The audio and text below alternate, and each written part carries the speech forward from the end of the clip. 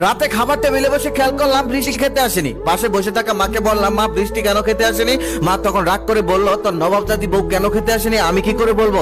মা আরো বলতে লাগলো, তোর খালাতো বোনের বিয়ে হয়েছে 2 বছর আগে, 2 বছরের মধ্যে তার ফুটফুটে একটা সন্তান হয়ে গেছে, আর তুই ভালোবেসে একটা মেয়েকে বিয়ে করে আনলি, 4 বছর হয়ে গেল, 4 বছরেও সে তোকে একটা সন্তান দিতে পারলো না। মায়ের মুখে এমন কথা শুনে আমি রাগ করে খাবার থালা রেখে সেখান থেকে চলে গেলাম। মা তখন বলতেছে, তোর বউয়ের কথা কিছু বললেই তুই রেগে যাস, আসলে ভালোবেসে বিয়ে করে তুই বউয়ের গোলাম হয়ে গেছিস, আমার কষ্ট তুই কি করে বুঝবি? আমার বয়স হয়েছে, আমার কি ইচ্ছে করে না একটা নাতি নাতনির মুখ দেখতে? আমি তখন সেখান থেকে রুমে চলে গেলাম। রুমে গিয়ে দেখলাম বৃষ্টি বিছানার এক কোণায় শুয়ে আছে, আমিও বিছানার এক সাইডে গিয়ে শুয়ে পড়লাম। তারপর বৃষ্টি আমাকে জড়িয়ে ধরে বলতেছে, দেখো আমাদের 4 বছর হয়ে গেল, সন্তান আদি কিছুই হচ্ছে না, চলো না একবার ডক্টরের কাছে যাই, দেখি ডক্টর কি বলে। আমি রাগ করে তাকে সরিয়ে দিয়ে বললাম, ডক্টরের কাছে গিয়ে আমি কি বলবো? আমি ডক্টরের কাছে গিয়ে এইসব কথা বলতে পারবো না। আর তুমি কি জানো ডক্টর কিরকম নোংরা নোংরা প্রশ্ন করে? বৃষ্টি তখন বলতেছে, তুমি এই যুগে এসেও এটা কেমন কথা বললে? এই যুগে এমন কথা মানায় না, প্রবলেম হলে তো বলতেই হবে, না হলে তো সমাধান হবে না। আমি তখন বৃষ্টির উপর রেগে গিয়ে বললাম, তুমি কেমন মেয়ে? 4 বছর হয়ে গেল, 4 বছরের মধ্যে তুমি আমাকে একটা সন্তানও দিতে পারলে না।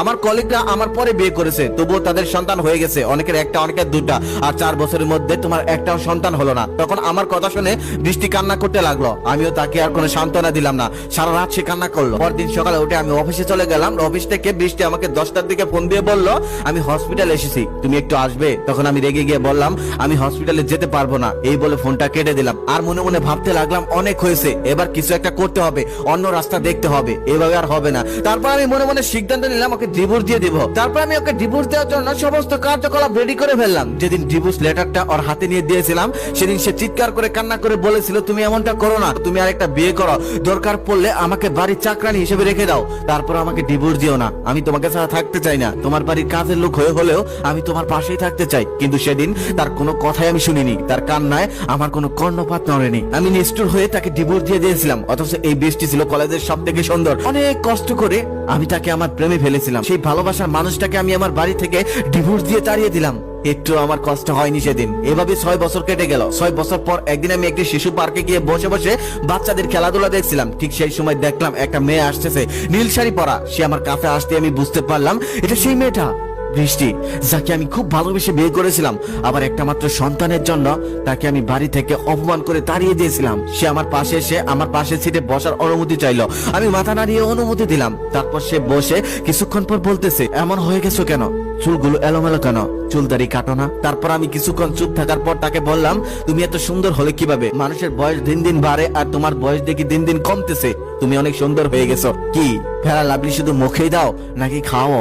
তখন সে হাসি দিয়ে বলল, তোমার মজা করার স্বভাব দেখি এখনো যায়নি, এখনো আছে। তুমি কি জানো কলেজে তোমার মজা করার স্বভাব দেখে আমি তোমার প্রেমে পড়েছিলাম, তবে বিয়ের 1 বছর পর থেকে তুমি আর কখনোই আমার সাথে মজা করনি, আর হেসে খেলে কথা বলনি। যাই হোক, নতুন সংসার কেমন চলছে? তখন আমি বললাম, আমার আবার সংসার, বাবা মার পছন্দ মতো একটা মেয়েকে বিয়ে করেছিলাম, তবে 2 বছর হয়ে গেল কোনো সন্তান হচ্ছে না। তারপর ডক্টরের কাছে গেলাম। ডক্টর বলল, সমস্যাটা নাকি আমার স্ত্রীর না, সমস্যাটা আমার, কিন্তু ভালোভাবে চিকিৎসা করলে ঠিক করা সম্ভব। কিন্তু আমার সেই স্ত্রী এটা মেনে নেয়নি, সে আমাকে ছেড়ে চলে গেছে। তারপর আমি আর বিয়ে করিনি। ঠিক সেই সময় ছোট্ট একটা বাচ্চা দৌড়ে এসে বলল, আম্মু আম্মু, আজকে আমি বাবাকে দৌড়ে হারিয়েছি। তার পিছনে একজন ভদ্রলোক আসলো, সে আমাকে দেখেই বলতেছে, সোহাগ ভাই কেমন আছেন? আমি অবাক হয়ে তাকে বললাম, ভাই আপনি কি আমাকে চিনেন? তখন সে আমাকে বলতেছে, বৃষ্টির মুখে আপনার এত কথা শুনেছি যে আপনাকে চিনতে আমার কোনো কষ্ট হয়নি, প্রথমবারই বুঝে গিয়েছি আপনি সোহাগ, আমি 100% শিওর। আর আপনাকে অসংখ্য ধন্যবাদ, সেদিন আপনি বৃষ্টিকে ডিভোর্স দিয়েছিলেন বলে।